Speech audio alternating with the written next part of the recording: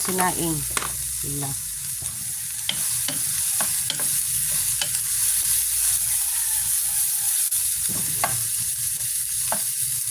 So, hindi yan ano ha.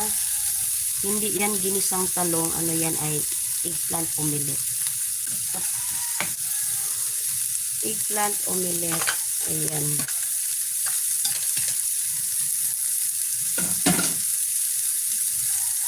Shout out sa inyo nandyan lahat. So, pag maluto-luto na siya konti, saka natin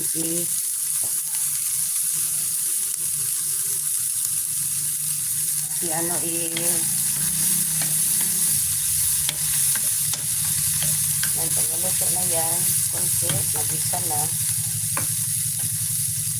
Lagay na natin yung ating itlog na binatil, guys. Ayan. Dalawang itlog ang ginamit ko para ano naman. Pwede yung maliit-liit siya na ibalagay mo. Pero sa akin, lagay ko na lang ng buo. Ayan. Ayan. So, yan na yung ating egg omelette.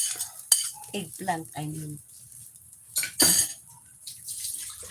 So, hayaan lang natin yan siya, guys. Hayaan lang natin siya na hanggang maluto yan siya. Ayan. Tapos, maya ating... Okay, sorry guys. Nagalaw na naman ako. Ayan. Hayaan lang natin siyang ano yung itlog. Ayan. So, ang gagawin natin dyan ay gagamit ako mamaya ng plato para magbaliktad. Para hindi po siya magsabog-sabog, madurog yung ating eggplant omelette. Ayan. Hinaan natin yung ating apoy para hindi masunog. Ayan. Ayan, shout out sa inyong mga ka-team Aray, Team Bonibol, Team General. Ayan. I-share ko kaya to. Ayan. I-share ko kaya muna guys sa para naman magkaroon tayo ng ano, justisya, charot. I-share ko muna yung aking live. Share ko sa ano, ayan, sa aking Team Aray.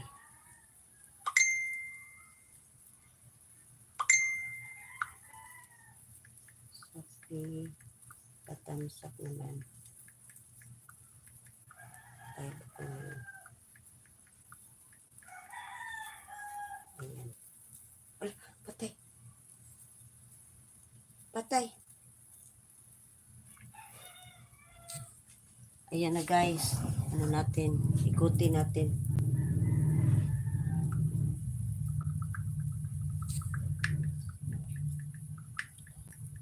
Patamsak naman. Live po ako. Nagluto ng eggplant. Ang ganit. Ayan.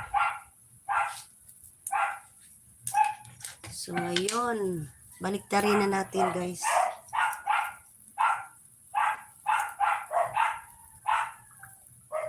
Ayan. Ayan. Ayan. Dito na tayo. Sino ba yung mga nandyan? Ayan, sunog na siguro to. Baka sunog na. Ikutin lang natin na ikutin. Para ano. So, ngayon, ilalagay natin. Balik na rin para natin. So, ang ginagawa ko, guys, itong plato ginagamit ko para pag magbaliktad. Para hindi siya madurog-durog, hindi siya ano yung ating yan. Lagyan ko ng ano tapos, ganito lang yan, oh. Ayan. Diba? Ayan. Tapos, natin ulit siya lawali para maluto yung kabila. So, ganyan ang aking technique, guys, kung paano magluto ng omelette. Ayan. Ayan. O, egg scramble. Binabaliktad ko sa pamamagitan ng ano, gamit yung plato.